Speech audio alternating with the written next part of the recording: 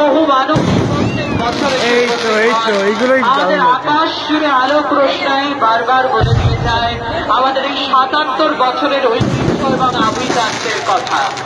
জগদ্ধাত্রী পুজো মানেই চন্দননগর, জগদ্ধাত্রী পুজো মানেই মহারাজা কৃষ্ণচন্দ্র, জগদ্ধাত্রী পুজো তেঁতুলিয়াপাড়া, কাঁসাপাড়া, বাগবাজার ইত্যাদি চাউল পট্টির পূজা।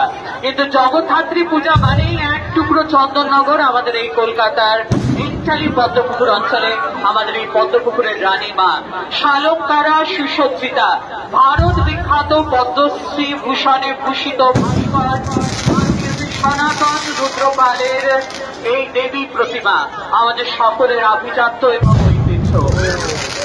তারই সাথে আতশবাজি, আলোক রোশনাই এবং আলোক আমাদের ভারতবর্ষের শিল্পীরঞ্জন আতশবাজি এবং